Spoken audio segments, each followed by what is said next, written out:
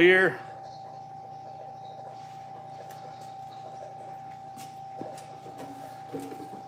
How's everybody doing? Good to see you. Happy Sunday to you. Happy 7 o'clock Sunday live stream. I apologize. I'm looking down. I got a tablet here. So I'm going to look down at this to see the comments. But if you guys and gals could throw me a comment or two so that I know that everything's working okay, that you can hear us and see us okay, I would appreciate it. I'm trying to get the video to pop up right now. There we go, we got comments coming in. Let me bring this up on here just so I can see this better. I can't see all the way in my phone, you guys know that. You know I'm old, you know I can't see it, so I'm cheating. If I can get this to pop up, we'll be good. There we go. All right, Mark Pearson, Captain Dan Luzak, all-season angler, loud and clear, Lima Charlie. Dave Verstow is here. Chris Olson is here. Let me pop this chat out so I can see that even better. There we go. See? Yeah, that's nice. how I cheat. Our eyes are going. Yeah, they are. Teresa Flanders is here. Ever Vanderhyde, Gary David, Matt Presnitz. Always good to see you, Matt. You're such a good follower of the channel. Everybody on here is such a good follower of the channel, really. I see new names on here all the time. So, who else? Jeff Abbott, Doc Woodsman, Tony Long, Randy Kruger. Hey, everybody just flying in now. Stephen Eddy, Blind Osprey. Good to see you, Tim. So, welcome to the Sunday Night Live show. We're Untitled Chapter in Manistee. If you're new here, just welcome. It's good to see you as well. So I always like to do this, or I'm trying to remember to do this a little more, to give you a little introduction on who I am, who the guests might be, because you might be brand new and you might be thinking, who is this idiot? Why is he sitting up here in front of the camera? But my name's Chris. I run the Tangle Tackle Fishing YouTube channel along with my partner Jim. Jim doesn't post videos that much anymore, but every now and then he'll pop in. But I also run Dark Blue Salmon Charters here in Manistee, Michigan. If you want to check that out, it's darkbluecharters.com. And if you're looking to take a salmon trip, I'd love to have you aboard. We run salmon trips on Lake Michigan anywhere from May all the way through sometimes October. So if you're looking, darkbluecharters.com, I'd be happy to have you out. Let's see who else we got on here. Andy K. Good to see you. Go Pack, go. Yeah, they're winning right now, I believe. Got another Packers fan over here to my left.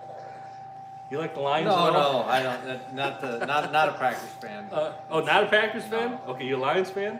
I guess. Okay, you kind of sound like I do. It's hard to cheer for them too hard. I know. So let's get that. We do this every week. Let's get that out of the way. We'll talk about the Lions briefly. How wonderfully they played on Thanksgiving. How many penalties and goof ups they had to cost them that game. I almost puked on my turkey a couple times. But hey, it's the Lions, and I'll still follow them every year, no matter what. And I will always be a Lions fan, even though they do almost make me puke on my turkey most years. That's all right. Leroy Downing is here. Leroy runs Purple Tackle Fly Supply. If you got any questions for him, hop on here. He's always happy to answer questions for everyone. And Leroy called me today and reminded me that he's having his Black Friday sale right now through November 30th. If you go on purpletacoflysupply.com, all the rules and details are right there. It's a really good sale, and he's going to be giving away, I believe it's 5 prizes at the end of the sale. Randomly draw 5 people, and we'll talk about that here in a second. Somebody's going to get the whole order that they make for free, and somebody's going to get 50% off. Somebody will get 25% off, and so on and so on. We're actually going to draw those winners next week. So. Leroy, there's your shout out, my friend. Go on there, check it out, purpletacoflysupply.com. Hop in there if you're looking to get your order done, and I know most of you are. Now's the time to do it. They're having a really, really good sale. The promo code, if I remember right, is Turkey15. Hop on there, get 15% off your orders, and you're good to go. Also, from last week, we had those boards to give away from Bill Gerlach over in Minnesota. Bill is donating a nice set of Yellowbird boards. The big ones, mediums, and smalls, if I remember right. I was going to draw that winner tonight. We're going to wait. We're going to give it another week. We're going to go another week, and we'll draw it next Sunday. So if you didn't get into that already, it's the same old thing. Pick a number between 1 and 1,000. Post it on the video from last week. Not this one. Post it on the video from last week. and you're into that drawing. All right. Jason C is saying, go blue. Not bad. Nissan Me just super chatted 5. Okay, I'm sorry, I have to do this to you. Hold on. Whenever somebody super chats and supports the channel, I have to do something completely obnoxious. And what we do is we take the Sakuma cold water and we have to reel it a few times just to signify their generosity in supporting the channel. Nice. So, I apologize everybody, I'm going to stick it right next to my microphone. Make sure the clicker's on. Oh.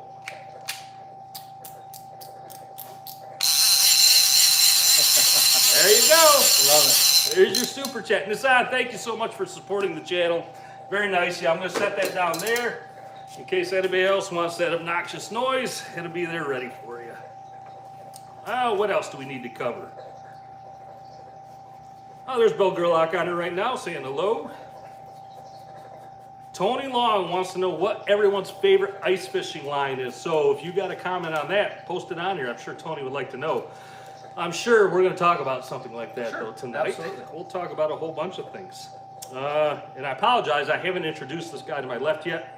I'm just letting him sit there for a second, but I am very lucky to have this guest tonight. Let's get that out of the way.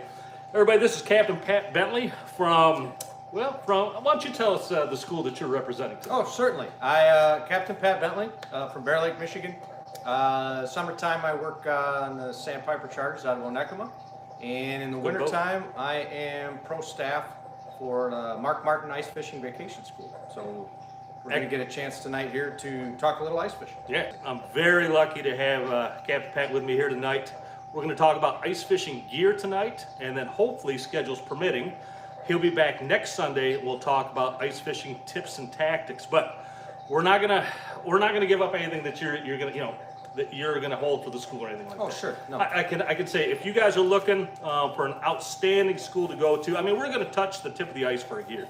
We're gonna give you ideas on gear that you may want to use, may want to pick up. We'll talk about some safety issues as well.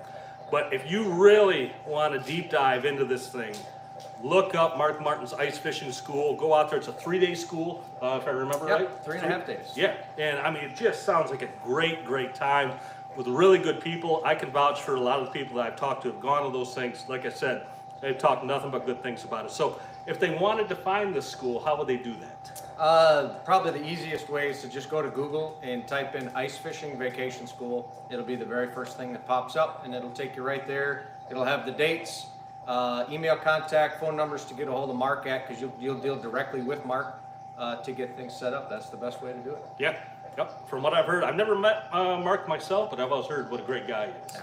Yeah, very personable, very humble, and talk about a guy that has a high amount of accomplishments in his He's very accomplished, and now he's at a point where that he wants to give back, and so that's what he does with these schools, and then he's instilled that with all of us that help him. That's great. And a 3-day school on the water, almost a 2-to-1, or I'm sorry, like a 2-to-1 or a 3-to-1 instructor to student ratio on the water, showing you all the things, debriefing at the end. Get you out there. They'll do everything for you basically except catch the fish. They will get you though going on the water. Yep. Our goal is to teach you, build up some confidence, and then send you on your way with some new ideas. That's outstanding. I need to go to one of those actually. I'm sure I would learn many things. But so thank you though, Pat, for being here tonight. You're welcome. Looking forward to it. Well, thank you. Let me just catch up on a couple comments. Chris Olson says, just send me the boards, get it over with. Chris, no, it's not going to happen that way, my man. Mike McLeod saying hi, Nissan Mead saying hi back. All right, let's get going on tonight's topic. So tonight's topic is ice fishing gear 2021 and the gear that's probably going to help you out in a lot of ways. So as I'm getting back into ice fishing this year, last year, and the upcoming years, I am blown away at the amount of new technology that's out there. Oh, it's fantastic. I mean, I am old school hand auger, really sit behind a rock if I can, you know, with a little propane heater, no flasher, a couple, I mean, when I grew up, I had a couple rods. I think they had nails in the side to wind the line around. I mean, that's the way I grew up, and I've almost always done it. The things out there that you can get right now are absolute game changers, from the flashers to the shanties themselves, the augers, the tip-ups, the line, and just the rod and reels. Absolutely mind-blowing to me what is out there now and it's available. But As always, one of the best things that we can start with here is safety. And Capt Pat's going to talk a little bit about that and what you can do to keep yourself safe out there. Yeah, I mean, with ice coming, we've got snow here. I'm not sure where everybody's at, but the temps are dropping. You know, it's getting to the point where ice is starting to form. One of the first things that we always touch on at any of the schools is ice safety. And first ice can be great fishing, but it's, in my mind, it's not worth getting wet over. So we always at the school stress safety. So some basics are always, I mean, I was going to bring a set tonight, I forgot them, but a pair of picks. I've always got it, they come around your neck. I've got them here. If you go through, you can use them to claw your way back out. Early ice, always make a plan. Let somebody know where you're going. Have a life vest on, have a set of picks, and a spud. As you're going out, you could spud your way out. I mean, to me, I really don't like to get on anything less than 2.5, 3 inches of ice. Some guys are going to sneak out and you know, and try to do that. That's fine, but as far as me, just being safe, I want to come home every night. I want to see my family. Those are a couple of things that really help. As the winter goes on and you get more ice, obviously a set of creepers, you get some good winds and some snow blowing across it. It can be really slick, so you get something on the bottom of your feet so you're not falling. And then you can get into, like, now you've got the new suits like you had mentioned. A lot of the suits and the bibs now that you can get have flotation built right into them. So you've got that added level of protection that if you should step in a spot where maybe there was a spearing hole and it got snowed over and you just didn't know about it, you go in, you've got that to help keep you buoyant. You can recover real quick, calmly, and then use your picks and crawl right back out. So, Yep. Number one rule, always be safe out there, everyone. Yeah. And it's always a good idea, and I'm sure this is something that you were going to mention, but let somebody know where you're going. absolutely. Yeah, if you're going alone especially, let somebody know where you're going. And it's not a bad idea, what I've learned over the years from ice fishing, check in about an hour, every hour and a half or so. Just let them know that everything's okay. If they don't hear from you, they know maybe to send out the chopper, send out the rescue dogs and figure out what's going on. But it's a good idea. Please let everybody know, let somebody at least know where you're going. All right? Yeah, no, that is a great point. That if you're going early, you're going to be walking. You're not taking a machine. Let somebody know where you're at. Yeah, good absolutely. point. Yep. All right, great. Yeah, we just want everybody to come back safe. Mm-hmm. That's the big thing. So let's start with just general ice fishing things. Sure. If you were just heading out, going out ice fishing tomorrow, what are some of the general things that you would take with you? Say, and let me expand on that a little. I'm Sure. sorry, I didn't mean to cut you off. No. You got good safe ice. You got nothing to worry about there. You can take a sled if you want to take a sled. But just anything past that, whatever you would do. I think it would depend where we're going. Probably early ice is panfish, or you know, I mean, if we were going that route, I'd have an electronics with me. Like you had said, you know, there's flashers, you've got the liquid crystals, and now you've got all of these. I think all three, you know, have got the live scope, and there's the imaging anyway, Right. the real-time imaging. Those are amazing, but Yeah. it takes a little bit to set those things up. To me, it's always been a flasher, although I am going to be looking at some of the imaging. But I'll have a flasher, small tackle box, a couple of rods, and then one of the things that we use all the time in the ice fishing school is Navionics, and you can put it right on your smartphone, so or on your tablet, and if you buy the $15 a year subscription for that thing, you can put it on multiple devices at your house. So I've got it on my tablet at home. So if we're going to one of the schools, it's a lake that we haven't been at before, because it jumps around a little bit. This year we're going to be on Houghton Lake, Mullet Lake, and Saginaw Bay. So it's big water in all three cases.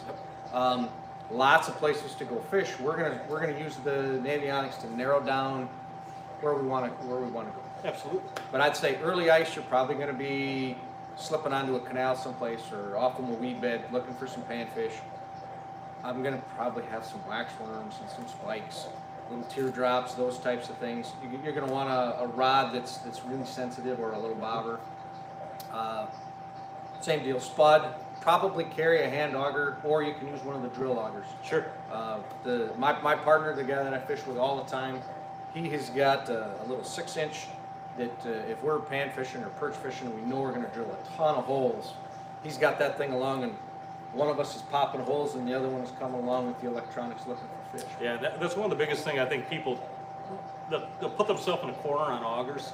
They got to have the bigger is the better. The bigger the hole, the better the hole. But you're sacrificing speed and time for that larger hole. And if you're, like you said, if you're just going out pan fishing, that 6-inch auger is going to do the job for you. You can get some really big fish through some Sure you 6-inch holes. Yep, I don't think people realize how big a fish you can get up through there. I used to have a 10-inch auger. Yeah.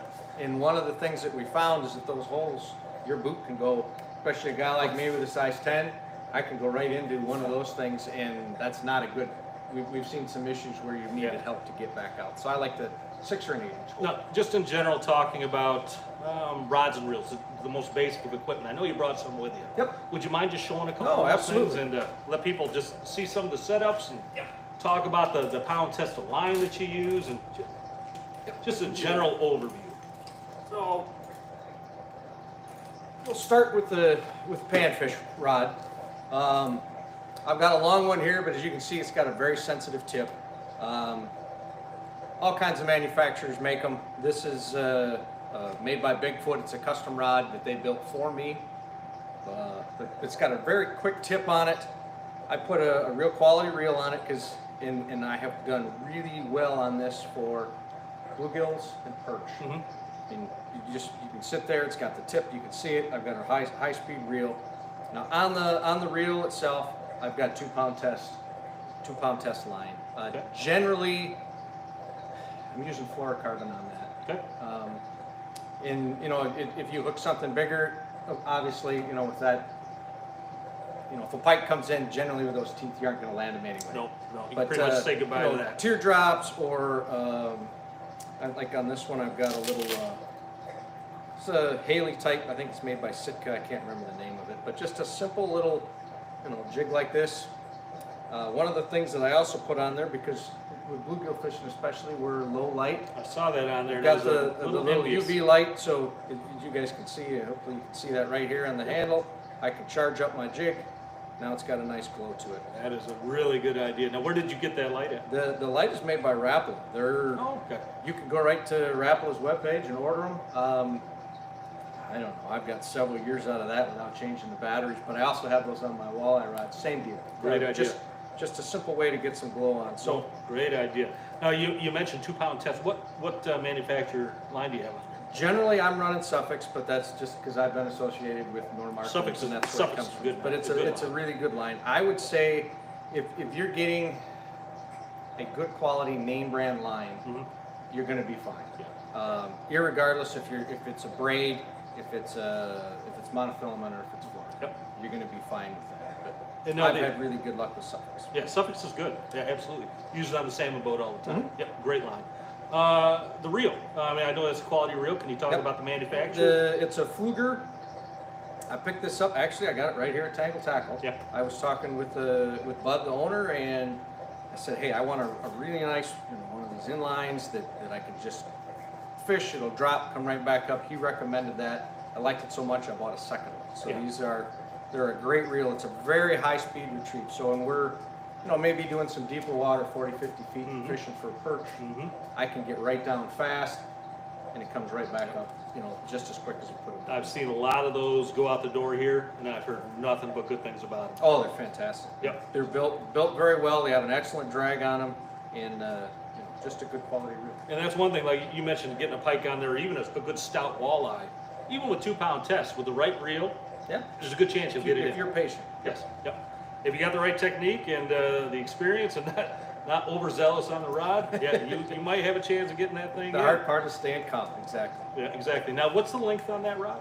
I think this is a 32 or 36. I'm going to say it's right in there someplace. Yeah, it's probably 2.5 foot, so 32 inches. Any advantage to having a longer rod, say a 4.5? I like. It depends what you're doing with them. I have a bigger shanty, so I've got room where I can sit back. I've got a fold over like this one. So I can sit back and get out and fish with it. Or if we're outside hopping, and you just move your chair or your bucket back. In some cases, the shorter ones are probably preferred just for storage and ease of use. Smaller shanty. The key is that quick tip. But in this rod, they designed it this way, and it has a whale of a backbone. I mean, we brought in. I think I got a pike on this thing last year, and I was really impressed with how the fast tip comes into a nice backbone. and then backing. Great rod, but if you're pan fishing, it might be a little overkill, but it's awesome. I mean, you can see, they breathe on it and you can see them. I'd rather have it if I need it. Yeah. You know, exactly. But yeah, that's one thing everybody really wants to look for, I think, in a good ice rod. What he's talking about is the backbone itself runs about, well, foot and a half up the rod itself. Get it here and you can pull it down and you can see where I've got the fast tip up to about this spot, and then from here back you can see that it definitely stiffens. Hopefully you can see that. Yeah, I'm sure they can. I can see it on the camera. So yeah, that's a really good component to have in a good ice fishing rod. Yep. Be able to control the fish when you need to, but at the same time you can see the bites. Have the sensitivity on there. Yeah, that's the big thing, is learning to see those bites. We'll talk about that hopefully next time you come. We'll talk a little bit more about things like that. But what about tip ups? Absolutely. I have got tip up here that use. It is these are just a means of suspending a minnow, generally alive or dead. Mm-hmm. We use them a lot for pike, mm-hmm. for walleye, and for perch. And all of my tip ups are rigged the exact same way. So I have got the main line on here is just the standard Mason tip up line that Bud's got right here at Tangle Tackle, and that you can get at any any tackle shop pretty much anywhere in the country. And then from that point, we come right into here. I have got a ball bearing swivel. This one is probably a size 8 or 10 VMC. Okay. So it's just the main line comes down, we tie a knot, and then we have a 6-pound fluorocarbon down, anywhere from up to 2 feet. Yeah, could be pretty close 2 feet there. I have a couple of split shot down here near the bottom, and that is just to try to keep the minnow down. And then we go to a number 12 treble, and again, this is probably just a VMC that I've got on there. So I'll take the clip-on depth finders that you get. You see those weights with the clips? Yes. So I'll clip that on my hook when I get to the hole, drill the hole, and I'll drop this thing down, and as you guys can see, I've got a bobber on here. And the bobber serves 2 purposes. Let me get to it. It was pretty deep last time you were fishing. Evidently, yeah. There we go. So what I will do is get it down to where that weight will take this right to the bottom. Right.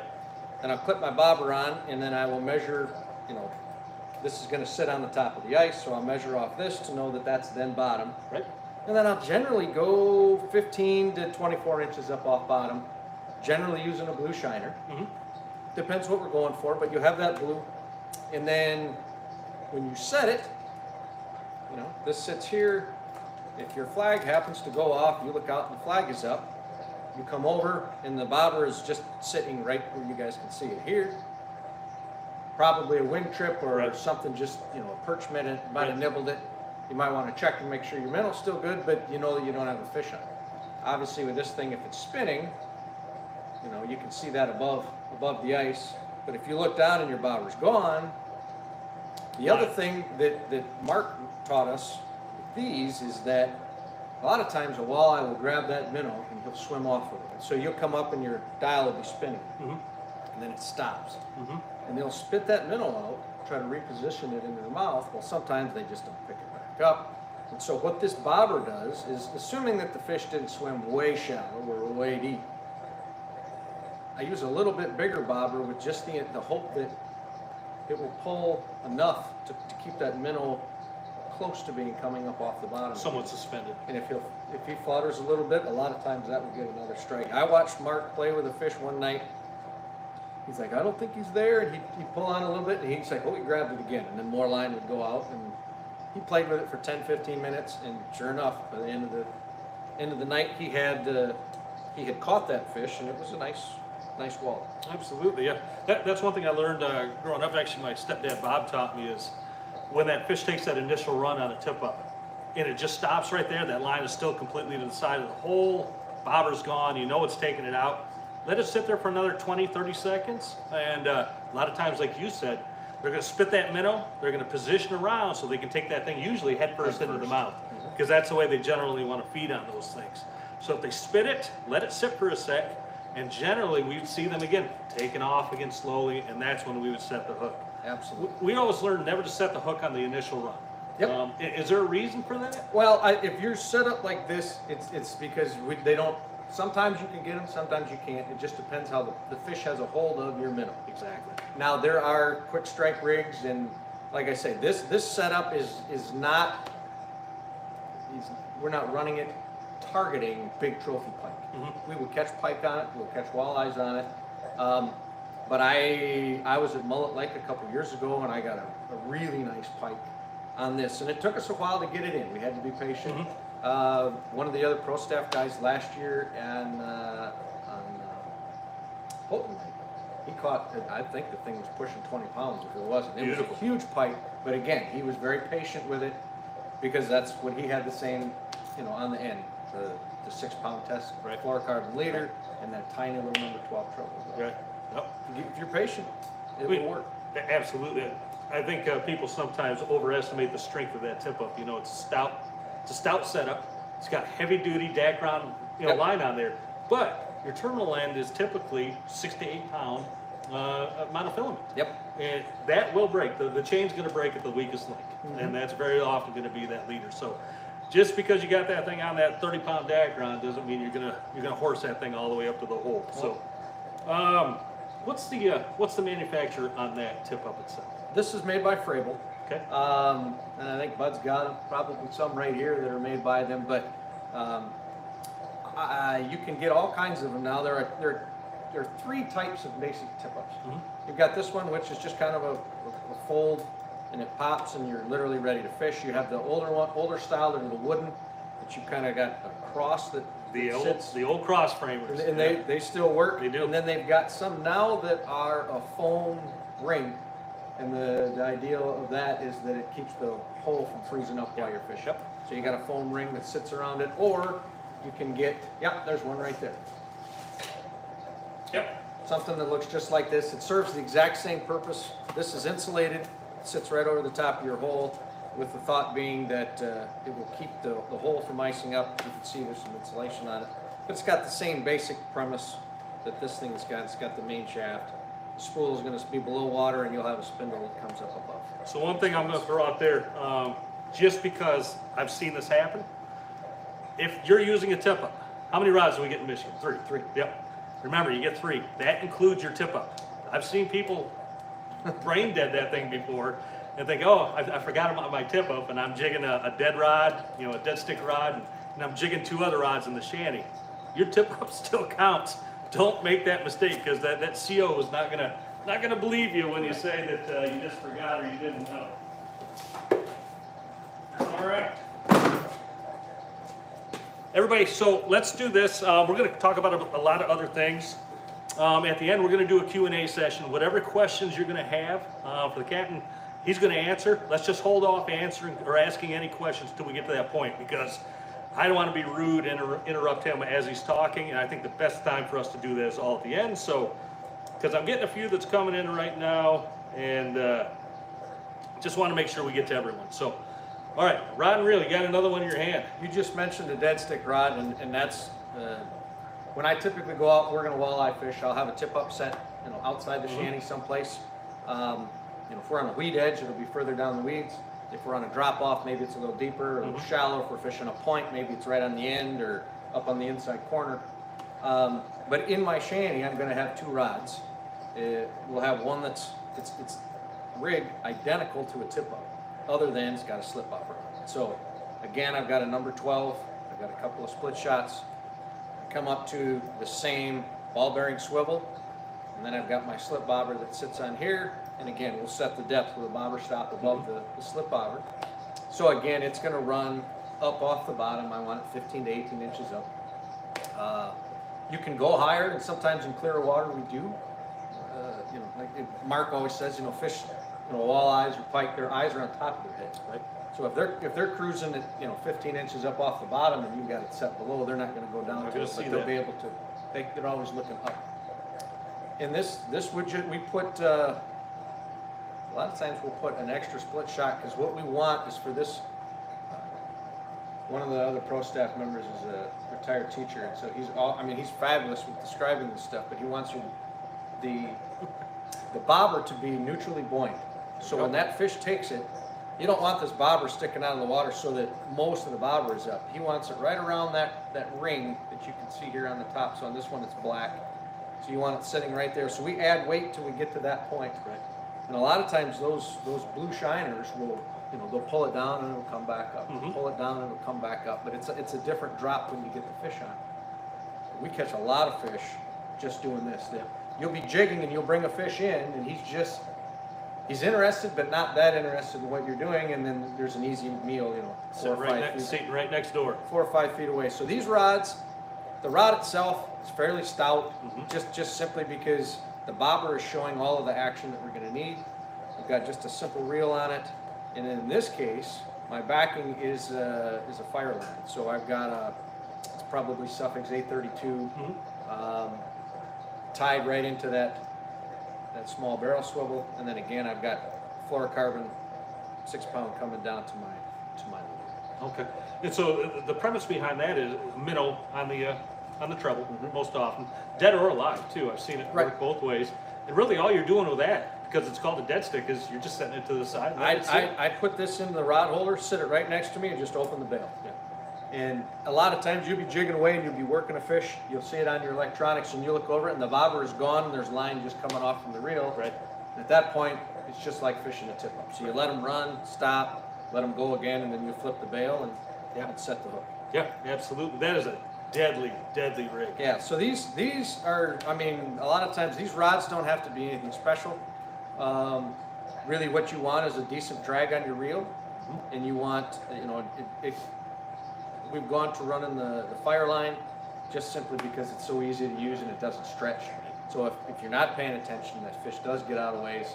You don't have any stretch when you go ahead and set the hook. We're not whaling on them, but it drives the hooks in nice. We catch a lot of fish just on a simple little bobber rig in the wintertime. That is a fantastic setup right there. So we'll talk about that hopefully a little bit more next week, maybe some of the tactics that will go behind that. But now, one of the biggest things that I'm waiting for on this, because like I said at the beginning of this video, a lot of this stuff is new to me. Like I said, my stepdad Bob, best sized fisherman I ever saw. He could go out there and he'd catch fish all day long, no matter where, he just could. I never had that gift, but never had a flasher, never had a finder of any kind, just basic gear. Like I said, I don't have that gift. I need to rely on some external things. Flashers. Let's talk about flashers. And I got some set up right behind us. I'd love to be able to show off a little here. Which one do you want? Oh, grab the Vexilar first. There you That's the one go. I'll be most familiar with. Okay. Actually, the FL20. I have one of these. I have always been a Vexilar guy because it was the first one I got. Okay. As a flasher, these things they're very responsive, and if we go through Mark's Pro staff, we're about 50-50. I don't mean to stop you, but let's start right here. What do these do? Okay, what it's going to do, see, you can kind of see on the end here, it's going to show you bottom. So there's a, if I can tip it up here on the screens, they're going to show you bottom, they're going to show you your lure, and then they're going to show when fish are around. Yep, the Markham Z1 or M1 does the exact. These two are very comparable in what their capabilities are. Okay, I'll switch with you. I'll see if I can take that one right out of the box. Sure. So on a flasher, you set the colors, and so basically when you have a transducer that floats in your hole, and then that comes up and reports back, and it's just real time. The things are spinning around. And showing you bottom at all times, and then you can set your sensitivity so that it will show you your jig, and then when a fish comes in, and then that's what you start to get a gauge. The more fish come in, you find out if they're coming in real tentative or if they're coming in real aggressive. So if one just comes in and bites you right away, those are the fish we love because you tend to catch those. The ones that come in real tentative are Just trade off? yeah, no problem. There you go. As this thing sits here, I don't even know if it'll turn on. We'll see. Yep, there we go. So these turn on. You can see they call them a flasher because it's got a series of electrodes in there that are spinning. But what it does is it sends a pulse to the bottom and comes back up. And it reads that, so you can read bottom, you can read your jig.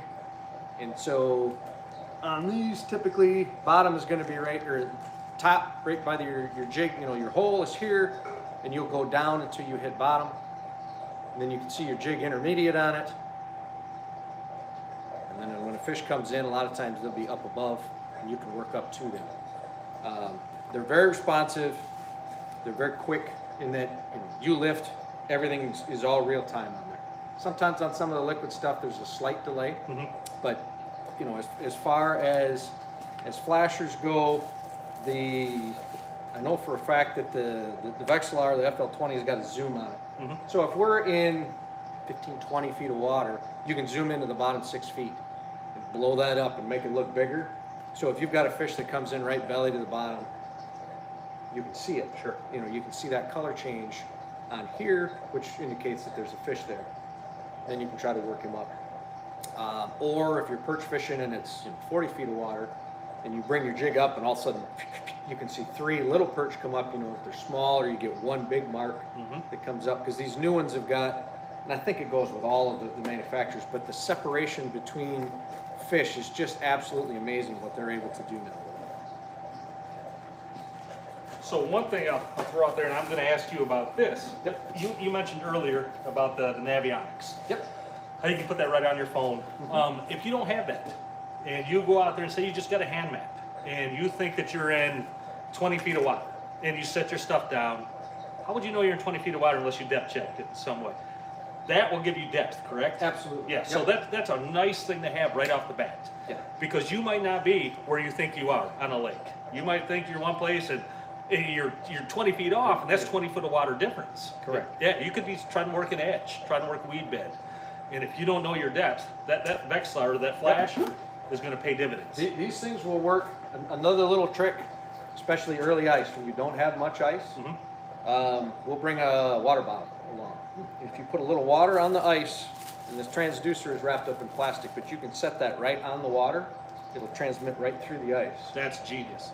So you don't have to even drill a hole. Okay, I'm going to steal that one. I That's had no fine. idea on that one. I'm But stealing that one. You know, you get thicker ice, so you get a lot of snow on it, it doesn't work so well. But early Sure. ice, that's a great, if you're going out and looking for say you're walking out and it just takes forever to find the drop off, but once you find the drop off, that's where you wanted to fish. You can just put a little water down on the ice, turn that thing on, stick that transducer right flush, flat on the surface. Really smart. And it will read bottom for you. Really smart. So, you know, I akin this to my depth finder on my salmon boat. You know, I could fish without it, but why would I want to? Exactly. Why would I want to? With depths change so often, you're going to see fish move, you're going to see where your baits are. I think that's one of the biggest keys with these is being able to see where your bait is in relation to the fish. And this is a perfect example right here of, if you guys can see this picture, I think this would be a great example. With this being the top, and this is your water column going down, and there's bottom, there's your jig, and that's a fish. There you So you would bring your jig up, to the level or just above to try to catch that. There you go. And that's the beauty of the flasher. I mean, like I said, why would you want to fish without one? The basic Vexilar or the basic Markhams are probably in that 200 to 300 range. Yeah, I think and then they go up from there.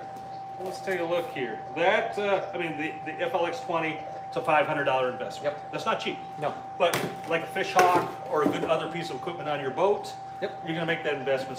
It's going to last you a long time as long Absolutely. as you take care of it. The Humminbird Ice 35, $350, and then the Markham, $299. $299. So you got a range there, Yep. depending on what features you want. But really, I mean, just being able to see where your lure is in the water compared to the fish and the depth that you're in, I think that right there puts you in the ballpark for success. Oh, absolutely. It lets you know. I mean, when we, like you say, when we used to go out fishing, you just drill a hole and you would fish. You'd have no idea if there was a fish under you, or if there was one looking, or if the fish were all 5 feet above where you were fishing. You had no idea. With the electronics now, especially the flashers, they'll show you that. In the liquid crystal graphs will also show you that, and the new imaging ones will show you that. But those are, for somebody just getting in, probably this Markham right here, $300, Yeah. is going to get you to where all of a sudden you know you're on a spot where there's fish, and you'll stay there. Okay, I got to change lure, or I got to slow down, or I got to speed up. I got to do something different because these fish aren't biting. Yeah. Yep. It's gone are the days where, like I said, my stepdad, he could go do those things. I couldn't. Gone are those days for me, especially.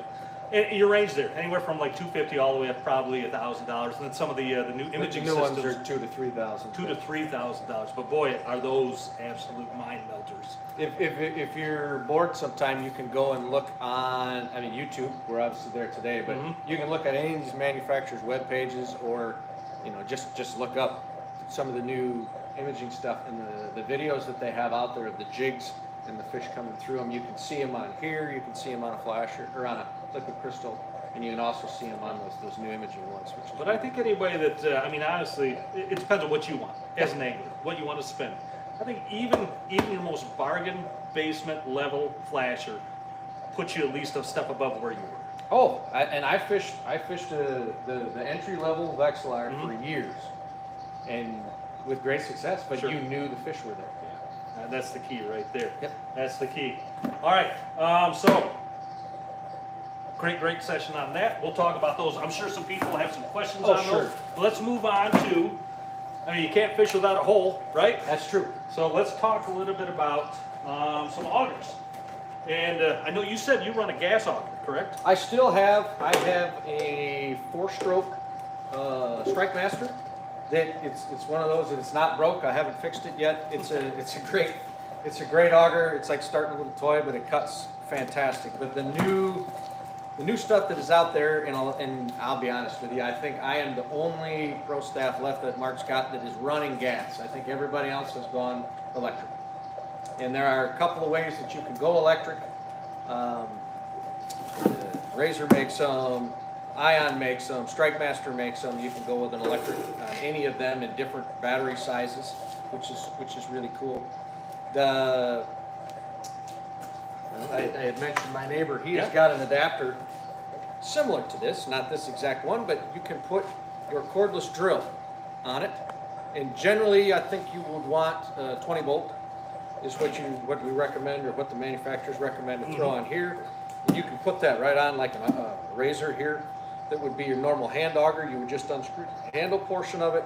You would attach the auger here, and then you can take your homemade, not your homemade, but your home handheld cordless drill, and you can go out and punch holes with it. So like this being a 6-inch, this is very similar to what my neighbor has got that he uses. We use it all the time. And it's handy, it's small, it's light too. Oh yeah. So if you're, for these schools, ideally we're running, machines. So we've got snowmobiles or quads pulling a big tub that's either got a hub or a flip over in it. But if you're walking and you've just got a little sled,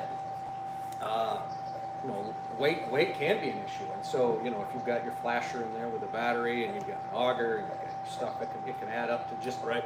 It's a lot easier to pull this than it is to put my gas one in. Yep, I completely agree with you. Now, I think you nailed it. I think they are recommending 20 volt. I think some of the 18s will probably do it. They could do it, but I think you'll be happier in the cold if you've got that extra couple volts. The other thing that we have found, if you're going to go that route, cold does eat batteries. Sure does. As we know, my neighbor has always got a spare or two, but he has them tucked in his bib pockets. So it's warm. Keep warm. And we'll go, you can get 50 holes, 56-inch holes on one of these batteries, then you'll switch it out, put a different battery in, and we're still running. So let's talk about price just for a second. So let's see what we got here. So obviously the new ions, they're pricey. Yeah. And we'll talk about those more in a second, but just entry level, getting into, you need an auger, you want to get out there, you don't want a hand auger, even if you do, these hand augers are, I have no idea what he charges for these things. They're probably like $1 million. Right here on the end, $65. So $65 for your 6-inch hand auger, $60 for your cage drill adapter or your clam adapter. This one's actually $25. You're looking at $150 just to have a nice, some type of power auger to be out on the ice. Like you said, portable, easy to use. They're fantastic, and having, I went to college at Michigan Tech, and we had some ice up there, and we didn't have power. So you would hand crank, and I know I'm noticing this as I get older. My shoulders don't really like that. So having that electronic, or the gas powered one, was a big plus. We spudded a ton of holes growing up. Oh my Lord! You talk about blowing your shoulder. I couldn't do that today. I was over that by the time I was 12, I think, or 14. But yeah, I mean, just to get you out on the water, if you want to transfer over to power, I think that's a great way to go. 6-inch auger, an adapter, and I like this adapter more because it's got the handle on it. Where this one is just a straight adapter. With this one, it actually gives you can take your drill in your right hand, the handle in the other hand. It gives you some nice leverage down. It's got a grease fitting on it also. It does have a grease fitting on it. Smart people. All right, so if we say that's not what we want to jump up into the realm of modernity, modern civilization, Yep. and we wanted to get into gas or ion. Talk about your gas auger. And I guess if we go back a little bit, I mean, everything was a two-stroke when we started. Yep. And everybody, the Jiffies had the 2 strokes, and the Strike Masters had the 2 strokes, and they worked. Sure. You could fire them things up, and they weren't the quietest. The Jiffies, if one of those, the old Jiffies, if they fired up, you could hear those pop. Oh, I remember pop, those. Pop, pop, Yeah. But they would cut. Yeah. The one that I have that is my personal one, it's got a Honda 4-stroke motor on it. So you start it up, and it purrs, and it doesn't sound like it does much, but all it's got to do is spin that thing fast enough to cut, and it does very well on that. The bulk of the other pro staff guys have gone electric. Yeah. And they've gone that rate because you're not dealing with gas. So you're not getting gas on your hands, which, if you get that on your lures, it can turn fish off and whatnot. Yeah. For me, I can fill up a tank of gas, and generally I can get 4, 5, 6 days out of it, just because that thing's so efficient. Yep. But I could see the day coming where one of these electrics is very handy. It's in your future somewhere, maybe. I know one of the guys on pro staff has got the electric Razor. Very good electric unit. They've just hit the market here in the last few years. They're building up very, very good, solid machine. I know several of the guys have got the ions. A buddy of mine just got one. You can get them in 6, 8, I think, 10-inch. I really like their cutting heads on the ions, because as you go down and you're cutting through and you break through, it's got the extra ring. Mm-hmm. So when it breaks through, it's a clean cut right in. So you're not fighting the auger when it gets to that point. And then you've got the Strike Master, and Strike Master's got the 24 and the 40 volt units that are out there. We put both of those through their paces last year with students wanting to come out and try them. That's another good thing of coming to the high school is if you don't know what you want, one of us has got it. You can come in middle of the day. Hey, I want to cut some holes with your auger. Absolutely, have That's that. a great point. Or you right want there. to jump in a shanty and you want to see what the fray bolts, or you want to try out the electronics. Sure. Absolutely. We're all running something a little bit different. That's a great point right there. Not only do you get to learn, you get to play with all the toys too, and figure out what you want to do down the road. That alone right there is worth the price of admission. Oh, it's when I got that 4-stroke auger, that's what I did. I went around and I tried everybody's, and Mark had the 4-stroke, and I really liked it, and that's the one I went. That's outstanding. So, can you think of any pros and cons, electric versus gas? What makes one better, but at the same time makes it worse? I think with both of them, you're still going to run into the deal when the batteries are dead. There you go. Then you're not cutting any more holes. But if in the Razor's case, if you've got if you've got it attached to your drill, your home drill, and you run it out of juice, if you brought that other extension on the end piece, you could go back and hand cut. You're still in the game.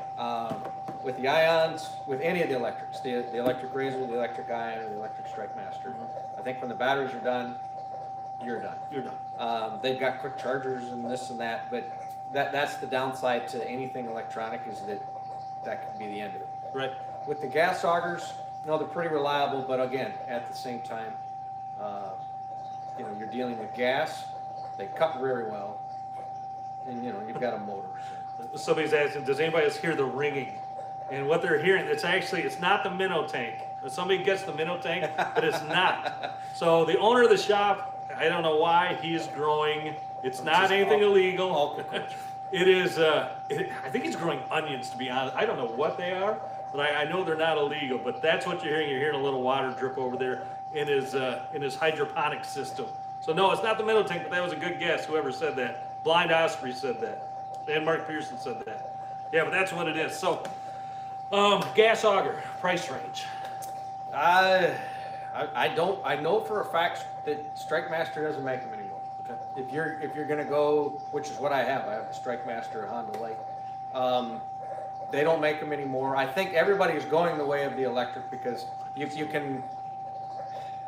They're just easier. Mm-hmm. They're lighter, and if you get an extra battery, that idea of, well, geez, I can't cut any more holes today just goes away because you can plug that thing right in. Absolutely. So we're looking at anywhere hand auger 60. What was it again? You got it down there? Yeah, it was $65. $65 for a 6-inch hand auger. And then if you want to jump up to your own drill, of course you got the cost of the drill, and that could go anywhere from $100 up to $500 depending on the brand. 20 volt, $65 for an adapter, or $25. So you're jumping in from $150 to $200 depending on what you want to do there. If you already have the drill. Big one, the ion. I'll move this right out of the way. It looks like he's got that at Just set that right up on my chair if you want. 570. This thing. Here. Keep the chair right this way so we can actually read some of the specs. Well, 12-inch auger extension included. Okay. What do we got? 22 pounds, 8-inch diameter. Sorry, 8-inch diameter, 22 extension is what it's saying.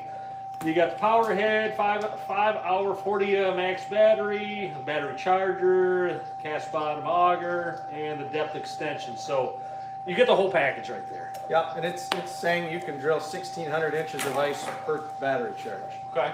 So, if you're cutting through a foot of ice, Yep. that's a lot of holes. That is a lot of holes. But like you said, cold drains batteries. It can. Yeah. So what the guys are doing that are using these, they're same deal. They just pop that battery in their bibs when they run out, plug it in, cut their holes, take it out, and then of course we have heaters in our shanties, and just keep it warm there. Yep. So I mean, this one obviously the advantages I would see with this is quiet. Yeah, The they're weight. very quiet. Yep, the weight itself. I mean, long, good battery life is what I'm trying to say. It does. The other really cool thing about these is you get some really cold conditions, which we have on occasion in some of these schools. We were on Lake Gogebic a few years ago. One of the pro staffers had one of these, and it was so cold that we just decided, get your shanty up, get your heat on, and we'll come around and drill your holes. Okay. He would step inside, drill the holes, no fumes. Yeah, there you go. So, back in the day when we all had two-stroke augers, if you fired that thing up inside your shack, you were dealing with that two-stroke That's a great exhaust. point. I'd totally forgotten But about these that. electrics are good in that if you've got a permanent shack, and you want to go out and re-drill a hole, you don't have any smell inside. That's a great, because I remember back in the day, drill your holes, put your shanty up, pull it over the holes. Where this will allow you to go right inside. Dude, that is a great On point. days when the weather is not real great, pop your shack up, get it set, get it anchored, and get your heat on, and then you can drill your holes after the fact. You just sold me on this thing, so what a great point on that. But price, of course. They don't give them away either. No, you're going to pay for this, and like you said, $560, basically $570 for this auger right here. I don't know anything about the warranty that might be on this. I don't know if there's any type of extended warranty you can purchase for these things. But I got to imagine that they're pretty durable. I think if anybody out there is looking at any of the manufacturers, whether it's the Ions or the Strike Master. the Strike Master or the Razors, wherever you're getting it from should be able to tell you that, or you can go right to their webpages. Yeah. Or call them. Yeah. These folks are, they're good people, irregardless of which company you're going to. And if you give them a call and say, hey, I'm considering purchasing, this particular auger, what do we got? If you've got questions on it, they can answer them. If you want to know about the warranty, they can answer them. And I know several of these ions have gone out the door here at the shop. And They're fantastic. Yeah, I've never heard a bad word about them. So, and I've heard really good things about the Strike Masters too. Over the years. We were impressed The 40 bolt came out first, and then last year that 24 bolt came out, and I know a couple of the guys had them, and we put them things through their paces, and we were very impressed with them. Yeah. Okay. I mean, obviously, it's a weight thing. I mean, it's all lighter, and you're sacrificing a few holes that you can drill. But depending on what your needs are, I mean, if you're going out to an area that you know and you're only going to drill 15, 20 holes, that 24 will Right. work just fine. Yeah, I'd say if you got a couple extra dollar bills to rub together, that'd be the way to go with the new Strike Master, the Ion.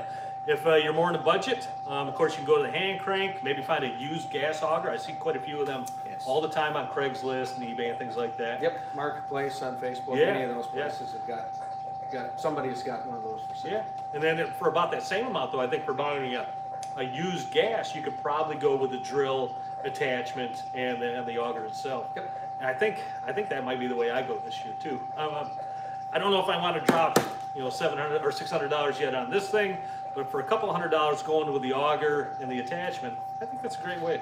It is, and it's lightweight, and you can use that drill year round in that case. Yeah. Yep. Lord knows we all have projects we're dealing with. Absolutely. So we talked about rods, the reels, the augers, the flashers. We got to have some place to sit, stay out of the cold. Got one right here behind me. Yep. And this is what the bulk of us run is it's a flip over style shanty. And so the thought being that when these originally were built, these all come up. You can see here. Yep. I'm gonna bring the camera right up.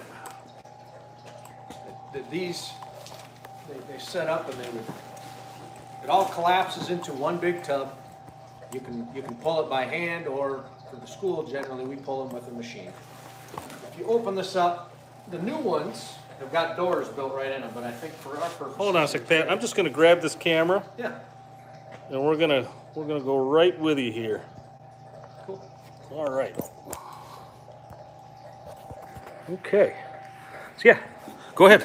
All right. So the new ones, they've got doors built right in, and this one does as well. They've got collapsible seats, which this thing all will fold right down, and then put a cover over the top of it. So if we're running them behind a quad runner or snowmobile, and we're in some slush or some snow or whatnot, it throws it on the back. It keeps all of your stuff inside, protected and dry.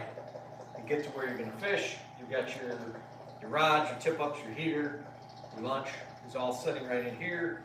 The beauty of these, you can sit right down. And so in our schools, this is if I have a student, he can sit right there, or she can sit right there. We drill a couple holes to fish, one for our transducer, and now we're in here, we're comfortable, we're warm. They work very well in that capacity, and they make all different sizes of these things. All different manufacturers do. Some have the doors on the front, some have doors on the side. Some are thermal. Those are very nice because it doesn't take much to keep them warm. You pack a little snow around the outside of them, open the vents at the top so you've got some airflow, but not a lot. They're a great tool. You stay very comfortable, and you can sit all day, in one of these things out on the ice. Absolutely. So one thing you mentioned that I just want to touch on real quick. Sure. I used to have a flip up. It was an Eskimo, and the door was right in the front. Can you flip that right back over for a sec? So the door on mine was right there in the front, and this one's similar to that. This comes around the side. It looks like. And the thing I hated about that one, I can't say I hated it, but when I had a flag go off or I needed to get outside that thing, I had to step over my holes, had to step over my heaters, and I thought, my God, why doesn't somebody make one with some side doors? And somebody listened to me or somebody, and now they're making them with the doors on the sides. Yeah, that's this one you can get out the side here. This is the first one of these I've seen Clam makes it. Mine is a Frable, and it's got the door right here on the side. So it's like you say, you can set your rod down and step right out the side. And absolutely. On this one, you can come right out the corner here, so you're not going, like you say, directly over everything that you get set up. I thought that was one of the smartest things that somebody finally did. The thing that will caution you on, or anybody who's considering one of these, is the weight. Mm-hmm. The bigger you go, and obviously the more stuff you can take, and And I mean, now we've got some of these that got some really big tubs, and it doesn't matter the manufacturer. I mean, one of the guys on our pro staff, he's got Eskimo. Another guy's got Otter. I've got the Frable. We've got the clams. The bigger you go, the heavier they are. Mm-hmm. And so we're almost to the point where you have to have a machine to pull them. Yeah. And so you get the hitch and you can pull them.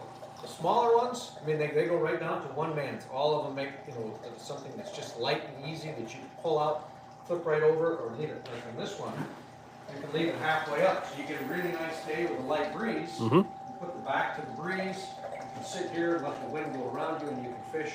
You're very, it's easy way to go. Yeah. The other way is the hub, which that's what we were looking at here, that you can get a sled, something like this. You can put that in it with the rest of your stuff, and you can pull that out. The advantage of the hubs are you can set these things up so, like you said, you can step out of them without messing up any of your fishing. You look out, oh, we've got a flag. You can set your rod down, and you can go right off the side. They're roomy. We've got lots of room in them. Some of these things are, it's unbelievable how big they are. They're huge. Or you can get them down, smaller, like this is a three-person one. Let's just give me so it's 90 by inches by 90 inches, so it's just shy 8 by 8 feet. Yep. That's a pretty good footprint to be sitting, on the ice for three guys. They can set that up however you can set up inside of it with on your bucket, drill your holes, and right. Everybody can fish. And then, of course, the Chappelles are up here. Yep. I know Eagle Claw bought out Chappelle, but Chappelle's been a long-known name for ice shelters and have been typically really good products in the past. But yeah, some of the ones you talked about: Chappelle, Eskimo, Otter. Some of the biggest names. And you mentioned insulated. Mm-hmm. And that seems to be a new thing in the last few years. It is. For example, this one is not insulated. It's got a really nice thick, covering to it. But with the thermal ones that they call them, or insulated, it will have inside here. Will have another layer of insulation kind of sewn into it. Granted, it adds a little weight, but if you're already pulling it with a machine, it's not a big deal. And on days when it's fairly nice out, you hardly need any heat at all in them, and you can stay very comfortable. Absolutely. And all of them come with accessories now, so you can fold that thing down and you can put a battery in it, and it's got lights. Or there's hooks where you can take your jacket off and hang it up and be very comfortable in them. I think my favorite thing about this, well, one of my favorite things, is those seats, the integrated seats. Because otherwise you're dragging out your own seat or a couple of milk crates to sit on, or a minnow bucket. They're movable. You can pop them right out with the pins here. If you need to take, if you only wanted one, if it's just you going, and depending on the manufacturer, some of them are cushioned, some are not. But yeah, it's a nice place, and they generally are set up to where you can sit on it and it's a comfortable. Yeah. Like this swivels. You can have your tackle box right here. You're looking at your electronics and be jigging right. Where's the TV go? Some of those new electronics have got some big screens. I tell you, I'm going to put this back on the tripod here, and we'll get back to some question and answer time here in just a moment. Bear with me, folks, while I get this set back up.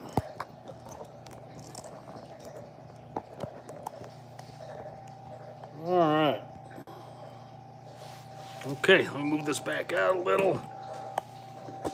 We'll get our chairs back in here, and we'll get into some questions and answers.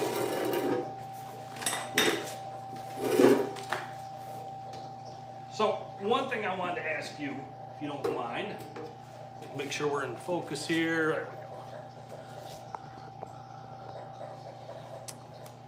So one thing I love about that shanty right there, the tub that's built in. Mm-hmm. If you're running and gunning on a lake, and a lot of times that's what you're doing, you're drilling holes, you're moving, the fish are moving, you're chasing them around the lake. The advantage of that right there is the tub down there. You can throw all your stuff right in there, everything folds right down, you throw it on the back of your machine, whether it be a quad or a snowmobile, and you're going to your next spot. Where with the hub, you got to break that thing all down, you got to bring an external sled, get everything into that sled, then you're on your way. Have you found one is more beneficial than the other? for the way that we typically are fishing, we like that. And if we're running and gunning, we may not even set them up. So it wouldn't matter which one you were using. Oh, sure. You know, we would find fish and then set up on them. The advantage that we like with the built-in tub is that when that thing all collapses down and you put the cover over it, everything inside is nice and protected. Sure. And you can get covers that would go on, you know, like that little jet sled or the Chappelle sled that we have there.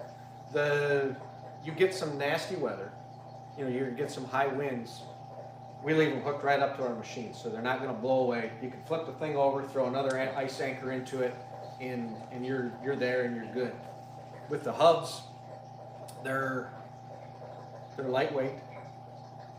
They're easy if you're going to walk out. If you know you're just fishing a general area and it's just a couple guys, you know, they're less expensive. But you get into the big water situations where we're fishing some of the bigger waters in Michigan or even Saginaw Bay. You know, a 12-mile run one way is not uncommon. Right. Where you're not going to walk that. And so having something everything's contained in, and then you can, I mean, we can cover these tips next week. Sure, You put yeah. stuff in foam and you can have it all Yeah. set up that way. If you're walking out, I think the hubs are fantastic. It's a quick pop. You know, you can get the attachment for your electric drill again and put the anchors in the corners. Right. Now you got a nice, simple, easy, you're up, you're fishing, you're done, you just pack it up, it goes right back on the sled, you go back. One guy can do that very easily, throw it in the back of his truck. The hubs I know also normally have a lot more room inside as well. So if you got a lot of gear that you're bringing out, if you're fishing 3 or 4 guys, you know, that might be the way you want to go. Keep everything you want inside there. But I guess it's your choice. It's kind of what you want to do. Yeah. I mean, for us taking on big water and longer runs and just, I know that I was in it today because I grabbed the rods out of it. That I know that, all right, I've got a tub in the back that's kind of my junk drawer. You know, I mean, it's got pliers in it and it's got extra pieces and parts and batteries and just, you know, my socket set and anything that, you know, on the big water that I know what's in there. Where on a small little tub, I couldn't get all of that into it. Yeah. And I remember for smaller lakes or, you know, just a couple of guys, you know, or, you know, even budget-wise. I mean, they don't give these things away. Right. The hubs and the smaller tubs can be an excellent option. I agree. You're absolutely right. When I had my flip over, my tub was basically my junk drawer. I kept my heater in there, I kept my rods in there, I kept my tip-ups in there. And essentially all I did is I drug it out of the garage, I threw it on, you know, the trailer of the truck, I took it all down the lake and deployed it. Or I had to load up, if I did have a hub, I would have to load up everything typically. And I guess it's really which way you want to go. 6 one way, half a dozen the Exactly. other. You know, my preference has always been the tub because it's just, it's convenient, but at the same time, the simplicity sometimes will just pop and the hub is up, and when you're done, I mean, that could fit into a car. You know, you don't need a big pickup truck or whatnot. I think for every pro or situation. con you can say about it, you could say the exact same thing in a different way about the other. Yeah. Well, you could say you're arguing this thing all night long. It's almost like a Chevy Ford Dodge thing. That's true. Oh, somebody super chatted. I missed it. Huey Merrill, hard water. Let's go, Hugh. Thanks, bud. Oh, you get the obnoxious reel.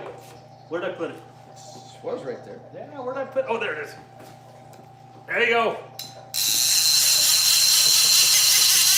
That's so stupid. I love every second of that thing. All right, we covered a ton. Yeah. We really did. You got some questions? Yeah, let's open this up now to all of you out there. Let's see what you guys and gals want to know. Capt. Pat is a wealth of information on this, and again, we'll talk about the school here at the end. Sure. But he fishes with some of the best out there, and I'm sure There's some fantastic fishermen that are on that pro staff. no doubt about it. So let's glean off him whatever you want to, and I'm sure, just like I always say, I don't know everything. Oh, I don't either. Yeah, I'm not the best out there. I don't believe in that, but I'm sure you can always find the answers. If I can't get it, I've probably got somebody that can help us find it. Absolutely. So we're always in a little delay here. I'm normally like 15 to 20 seconds ahead when we talk. They see it about 20 seconds later. So we should be getting some questions coming in here. Well, somebody's already been on the ice. Got on the ice with tip-ups this weekend. Steve S. said that. Nice. Yeah. I'm jealous. Yeah, I am too a little. Bill Gerlach says your mic wasn't working so well, but still they can hear you. Okay. All right.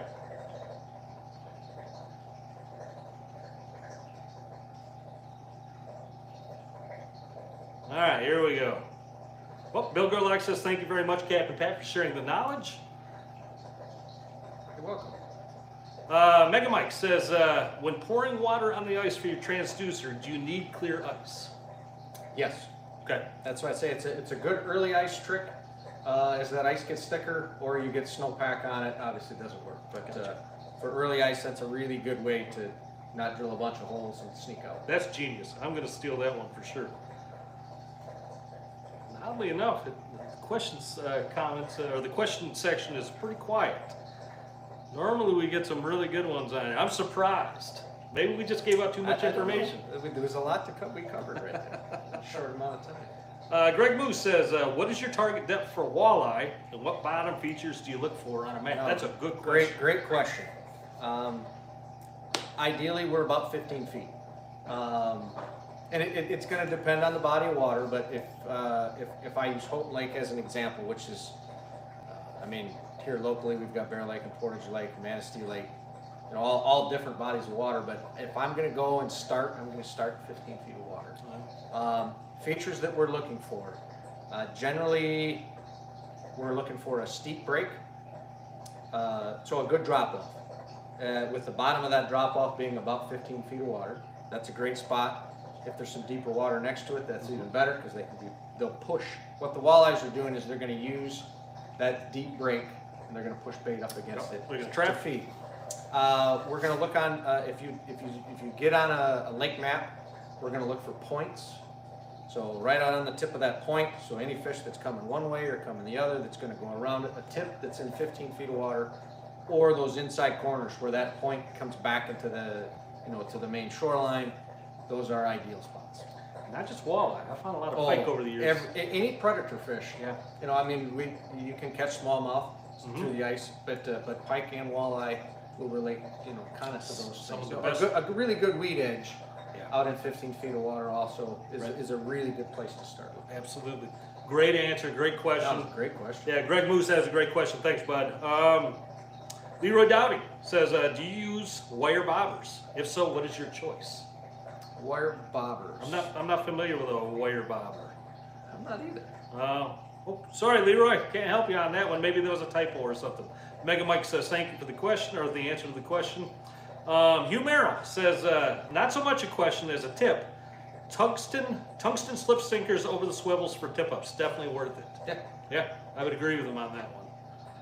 I know, Hugh. That's a good point. Yeah, yep. And tungsten's just it's just a better material, I think, for ice fishing. It's dense, and it's for the, I call them a teardrop, but for a small, like a panfish jig, lead versus tungsten, the tungsten will fall fast. Absolutely. Keep your line more taut, gives you more sensitivity. And if you're on a bite, you can get down that much quicker. Absolutely. With the tungsten. Yeah, tungsten. Yeah, Huey, you nailed it. Tungsten is superior, no doubt about it. Brennan McKay, here's a good one. What rod and reel and line setup should I use for catching brookies through the ice? That's a good one. Great question. Yeah. I would say, we didn't really get to this one tonight, but we'll run through this now. Very similar to the tip-up that we talked about. I've got a 6-pound test, Suffix 832 here. Again, into that same swivel. Let me look at here. Into the same swivel.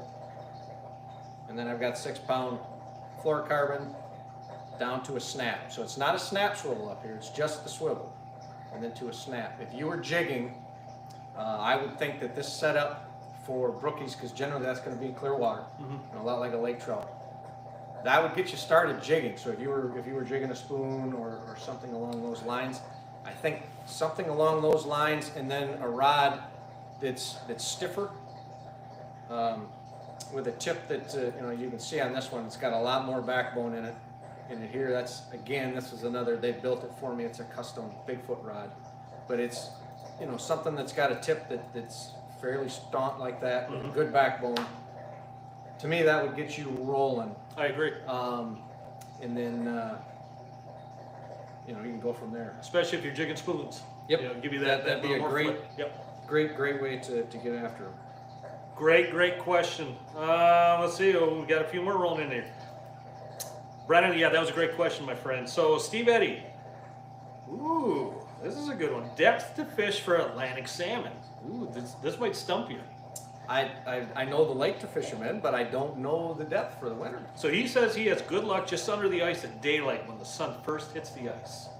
So that's what I don't doubt that a bit. I'm guessing you're up in Torch Lake, because I fished them up there. That's a good question. it is. I'll do some checking, and if I can get back here next week, we'll see if we can get him an answer for that. All right, thank you for doing that. Okay, Jordan Filippo says, on the shanty behind you, how is it staying up? He says he received a one-person shanty shape last year, and can his one person do that as well? He needs to look it over. So. Yeah, if you can see it right with the way the camera is set up here. In the back, we've got a support piece that runs from the tub up to the very first one of the support arms that comes around. So if we take this off, the whole thing would lay further back. So it's just part of this. There's a support thing in it that comes. Most of the flip overs now, especially the bigger ones, will have that goes in between each of them on windy days. It just cuts down on all of the rattling. Good question. Good question. That is a nice feature to have. Really nice. Fantastic. Teresa Flanders just says spring bobbers. Maybe that's what. Oh, okay. Maybe that's Spring what bobbers. Leroy was talking about. Yeah. I used the Ice Strong. Oh yeah. It's a titanium spring bobber that his trick is that when you mount them, you put it on there with dental floss, and then you kind of glue it, and then that will slide right back. They don't have one here, but if you had that metal bobber, that's probably what we were talking about. Sure, I think so. It would stick out here, you could do that, and then when you're done, you give it a little push, and you've got the wrap of dental floss on here. The whole bobber slides right back in. So it's extendable. Yeah. Oh, so it doesn't break idea. off for transit and whatnot. You know, you're not breaking it, and then you can pull it back out. What a good idea. But yeah, Matt and Laura Strong. Yeah, Matt those, Strong. Yeah. Those are the ones that I use. So Ice Strong. Yep. That's if you guys want to look that up. Ice Strong bobbers is what he recommends. So I'm sure they're good. Let's see what else we got. Steve Eddy says advice. Take off bobbers and put on. Okay, gotta make sure I read this right. Sometimes we get typos. He wants advice, I believe, to take off the bobbers and put on new swivels for next fishing. Yeah, Steve, I'm a little lost on that question. We're gonna move on past it. I apologize. Yeah, and Teresa Flanders says Leroy's question was about spring bobbers, not wire bobbers. Got it. Yeah, everybody call it, tomato. There's a million different things. Caught me out off there. guard. Wasn't thinking. Yeah, it blew over me too.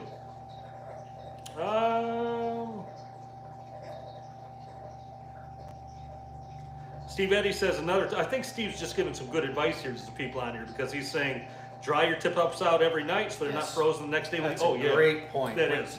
At the schools, we bring our jigging rods, our dead stick rods, and our tip-ups inside every night.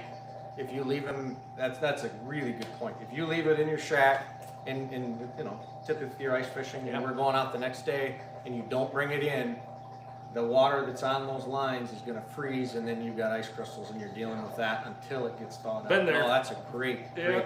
I learned that one the hard way, unfortunately. Yeah. I think probably we all did at one I think time. we all have. Steve, if you got more advice, Steve, roll it out. Oh, that's a good one. You're doing great. Let's see what else we got. All Season Angler says he loves his Nanook. That's the shanty behind us there. Jim B wants no preference for heaters. No, that's a good question. I think there's two ways you can go. I've got a buddy heater. That's what I've got a 20-pound tank. Again, I've got a big tub. I'm pulling it with a machine. So I've got a 20-pound tank and a hose, and I can take a milk crate and then just stick the buddy heater on it so it's up. It's going to melt a little bit of the ice, but if you have it right on the ice, the reflected heat, next thing you know, you got a puddle in front of it. So I stick it up on a milk crate. That's typically what I use. Some of the guys use more of I want to call it a black cat. They're the ones that are designed to be kind of used indoors. Oh, sure, yeah. That they'll use those, but I would say by far probably the bulk of the guys, on our pro staff, any of the students that come, the guys, gals, and kids, That's what they've got is Buddy is heater. a buddy heater. Yeah, I've used a buddy heater for years and years and years, and that's always served me really well. And that's a great tip on that is you don't have to run it off the little, 1 pounder or 2 pounder ball or tanks.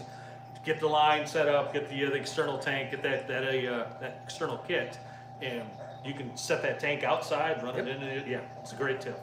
And if you're, I've always got a 1 pound laying around extra, so you can always screw it in if something goes wrong. Steve Eddy says a piece of guitar string also works for spring bobbers. So That would. we're learning some more things here from Mr. Eddy.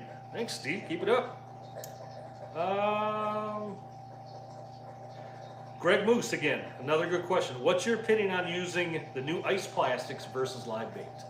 Any experience with either? New we used both. It's about 50-50. And I say that if we're going to be at Houghton Lake, we go targeting panfish. I'm going to have both in my arsenal. Okay. So I'll have a little tungsten jig rigged up that's going to be just set with a waxier spike or something along those lines. But we've also been going, and this is probably the last couple years. There's a couple of guys, the Plant brothers from over in the Thumb area, are on Mark's staff, and they've been using the soft plastics for a lot of years, and kind of got several of us now using them. They're very effective when the fish.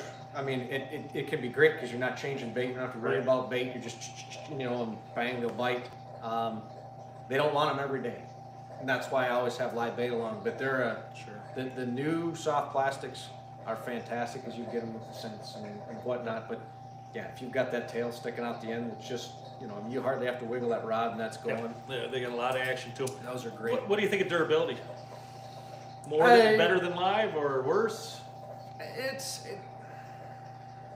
I mean, waxworms are generally. I mean, you get 1 or 2 fish a waxworm. Yeah. Spikes have got more durability. The soft plastics, you might get a half a dozen, or you might get a dozen, but at some point you're gonna have to change them out. So Absolutely. but that's why they sell them in packs rather than just singles. And I know the shop does carry a line of soft plastics for ice fishing. And I forget the name of it, and I don't want to go digging off into the shop right now and go looking for it because I want to get some more questions as they're rolling in. That was a really good question, Greg. Yeah. Really good question. Steve S. wants to know, ever used an underwater camera? And if so, what brand? Oh, absolutely. That's a good question. We didn't get into that tonight. Yes, Yeah. I have a Markham.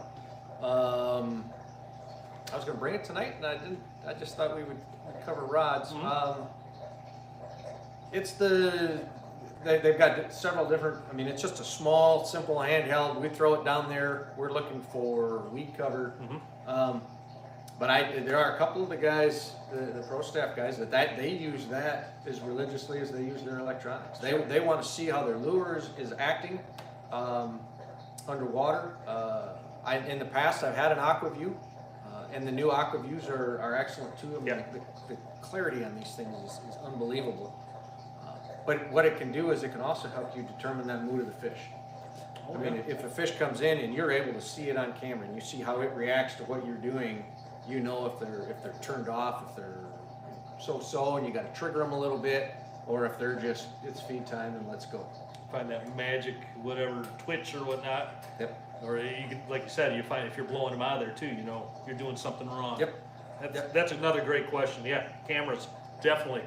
I would get so frustrated with the one I think because I would see the fish down there, and if they're not biting, I would want to swim down there. The thing with the cameras, yes, I do use one. I use that Markham in low light. So you get snowpack on the ice and you're in 15 feet of water. We're targeting walleyes.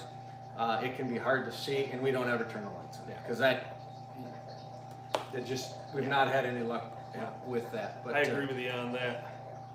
A couple other things. Steve Eddy again, another little tip from him: take bobbers off when you pick them up.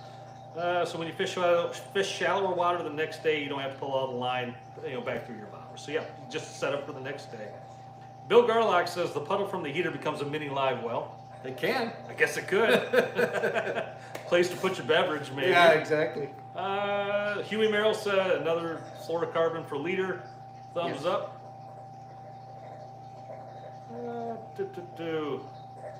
Leroy Downing again. When using wax worms, how do you prefer to put them on the hook? Nose, hook, mid-body, which way? I went and watched, I mean, we always are learning. So, you know, at the schools, we don't ever claim to know everything. And, you know, like we're seeing right here, I mean, somebody's always got a tip or something that, you know, hey, I could use that. That would make me better. So we're pretty open-minded to that. Went and saw Dave Gantz a few years ago, and he would put 3 of them on there at a time. So as you pulled if you take a wax worm out, I want to say that he used the end that had the dark, The nose, the I little think nose that's on it, it, and then he would just hook the nose. So he put 3 of them on, or 2 of them on, depending on the size of the hook. But I'm like, man, that guy's fantastic. Smart. And so I've kind of gone with that. So I take the hook, you know, if it's just a little jig, and I'm taking that nose, and I'm just hooking it through the nose on a couple of them, and then sending it down. Yeah. Growing up, we always did it, thread the whole thing like a worm.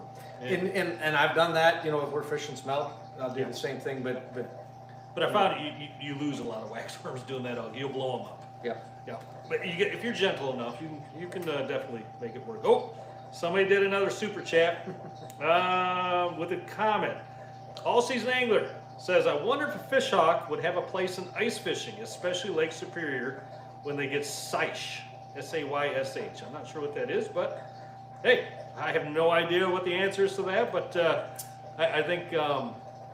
The new cameras have thermometers on them. They so do. like my camera, when I send it to the depth, it will report, it doesn't give me the depth, but it gives me the temperature wherever I've got my camera. There so you I go. can see it on my flasher. But deep water, yeah, I think I've got 50-foot cord on mine. But of course, that also means that he gets the obnoxious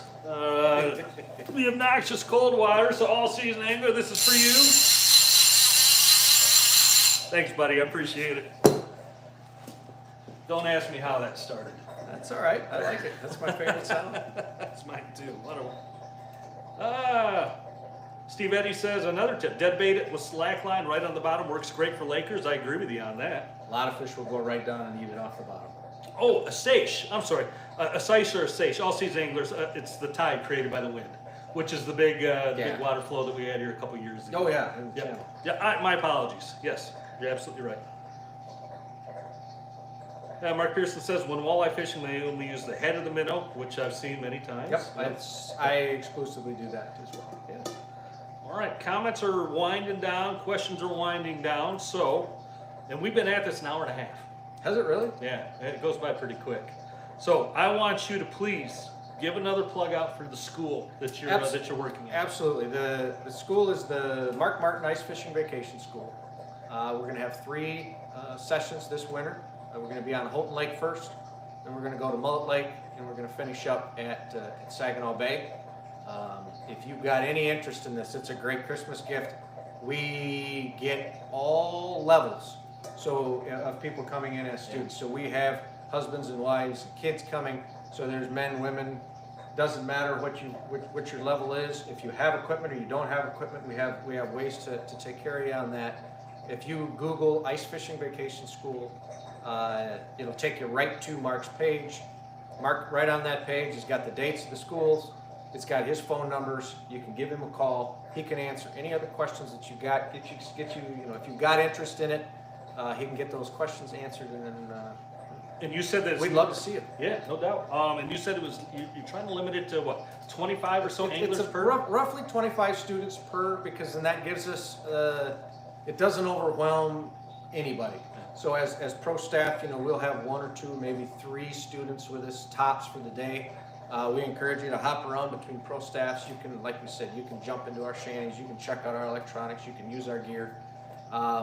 If you're looking to get into something or to make a purchase, you can get that much more informed and see what you really liked. Just to get your hands on the gear too, I think was so beneficial. Yep. And guys, gals, if you jump in that thing, you might see me at one of those, because you've almost talked. You pretty much have talked me into one of them. I would love to go out to the Houghton Lake one, to be honest with you, and learn out there. So maybe we'll be in a shanty together. That'd be pretty cool. One other quick question: any chance of doing a school in Canada? I don't know if that's something you would even know. Yes and no. I say that because one of the pro staff, two of our pro staff guys, Joe Giuliani and Norm Thorkelson, are from Sioux, Ontario, Canada. Okay. With COVID, unfortunately, we haven't been able to see our buds in a couple years, just because the way the border was set up, especially last winter, there was nothing going. Right. But I guess I wouldn't rule it out. The way that these schools work, just to kind of fill everybody in, is it's not just we don't just go to a lake and decide it. We get in with the local chamber of commerce, we get in with the restaurants and the motels, and we promote the area. We promote the fishery, and then we obviously educate the students that are in the class. So we're working hand in hand with the local chambers of commerce, the local CB, Sure.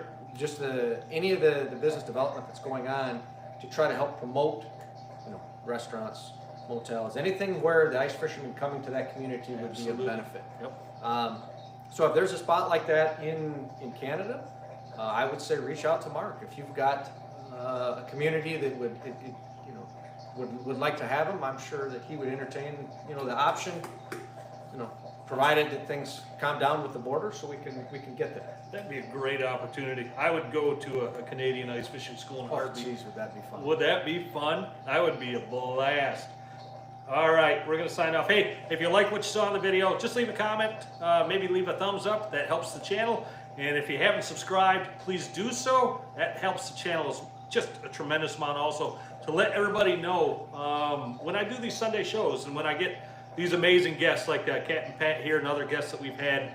About midweek, I'm going to put a video out letting you know what the topic and the guest is going to be.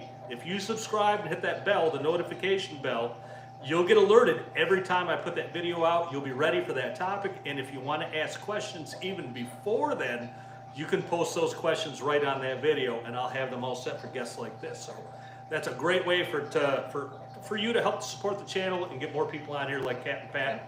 So, hey, thank you so much. You're welcome. I really enjoyed myself. Let's put some thumbs up on the board for Capt. Pat here, please. And if all the stars align, he'll be back here next weekend, and we'll get into some really good things. Yeah, we'll start talking techniques a little bit. I think that would be good. We can't give the farm away, No. We can't give the school away, but I'm sure there's some things here that I'm going to take home for sure, and most of you will as well. All right, let's get out of here. We'll sign off. Have a great week, everybody. We'll see you next time.